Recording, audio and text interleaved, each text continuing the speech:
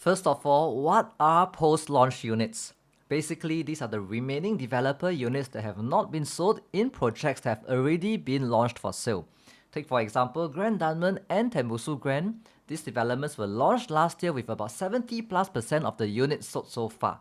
The question that we'll try to answer today is, should you go for the remaining 30% balance units with shorter waiting time to TOP, or should you go for a brand new launch like 𝗵𝗿𝗃𝗃𝗃 with a wider choice of units but longer waiting time to TOP and hence subject to higher rental cost? This is a question that I have been getting from a few of my viewers, and today I'll go through the 5 key steps you need to take note to determine which option makes more financial sense. The final step is a forward-looking projection to estimate the net profit or loss of the various options, so do watch to the end to find out who is the overall winner. By the way, I've also compiled a list of all the balanced new launch inventory with their respective price range. If you would like to have a copy of the PDF, feel free to contact me via my WhatsApp number on screen or just click on the link in the description below and I'll be happy to advise further. Alright, let's go. If you have been following my last few videos, you should be able to guess what the first step is, and it is none other than running an evaluation under my IPA framework.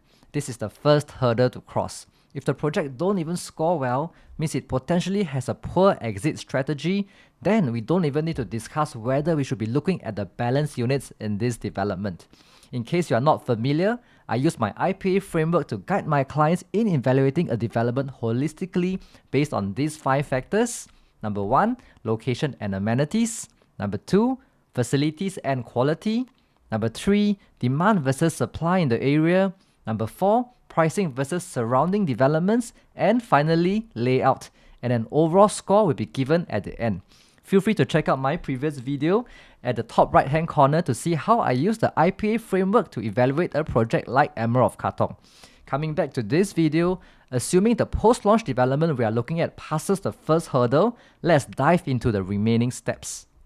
For the next step, we will need to look at whether the facing and floor level of the remaining units are still acceptable or not.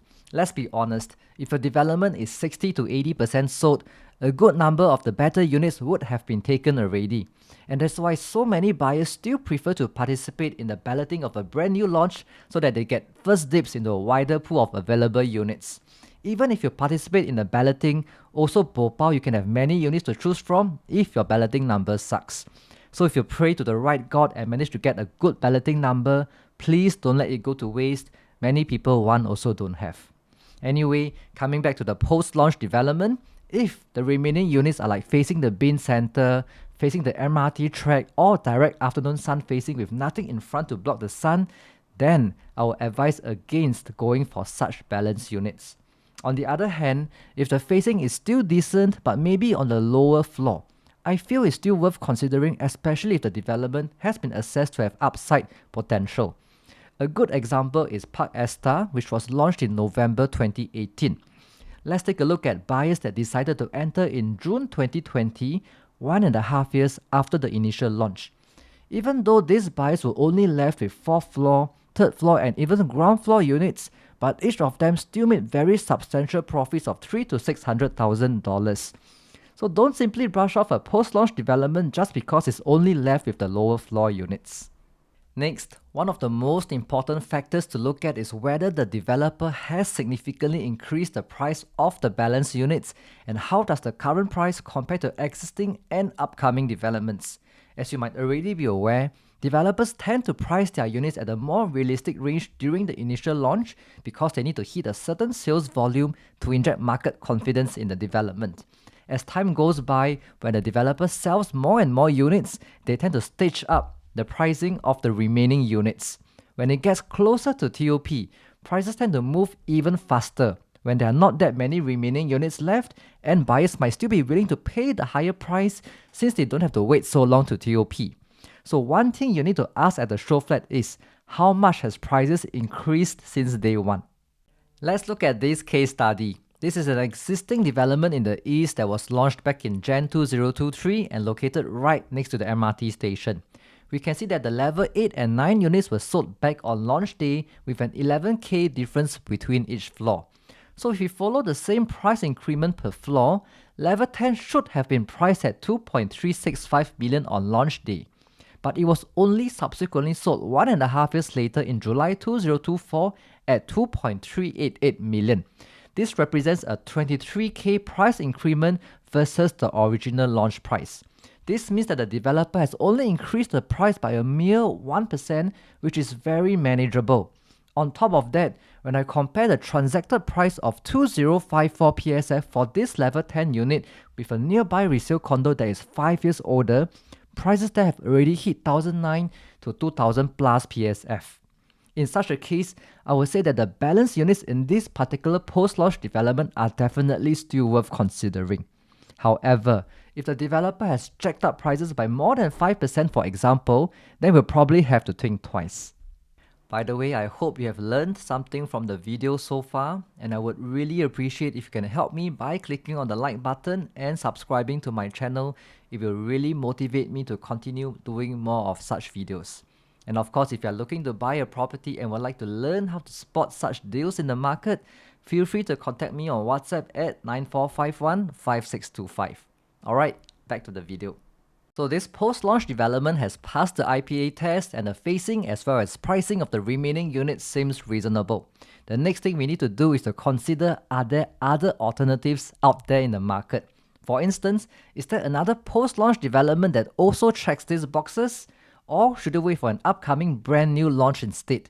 In which case, we need to restart the entire evaluation process for each development, which is very time consuming. Fortunately for you, I've already done most of the heavy lifting, and I've managed to zoom in on a few post-launch and upcoming launches that I feel still have a pretty decent upside potential. However, my recommendation will also depend on your individual needs, investment objective, as well as time horizon you are looking to hold the property for. So if you'd like to find out which developments are worth considering in today's market based on your requirements, do leave your details by clicking on the link in the description below, and I'll be happy to reach out to you to discuss further. The final step is to run some projections for the developments we have shortlisted. For simplicity, let's assume that the purchase price is at 2 million for all 4 developments with a 5-year holding period. The next step is to project the estimated capital appreciation per year for each development. For the post-launch developments, I would estimate a lower appreciation versus the brand new launches on the basis that you might have already be buying in at a slightly higher price for a less ideal unit. This will give me the total estimated capital gains of 15 to 19% over a 5-year period. The projections here are more conservative versus the Singapore Private Property Price Index, which went up by about 35% in the last 5 years. I'm also assuming that you are buying for own stay, so there'll be no rental income during this period. Next, I'll need to less off the relevant expenses. Buyer's stamp duty will be the same across all 4 options since the purchase price is the same.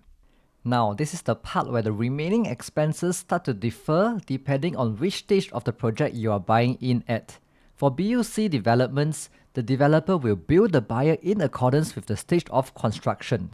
If a development is closer to TOP, the developer would have already called for a bigger percentage of the purchase price. For illustration purposes, I'm assuming post-launch A has only 1 year left to TOP, post-launch B has 2 years left to TOP, and new launches A and B have 3.5 years left to TOP. Correspondingly, the projected interest cost will be as such.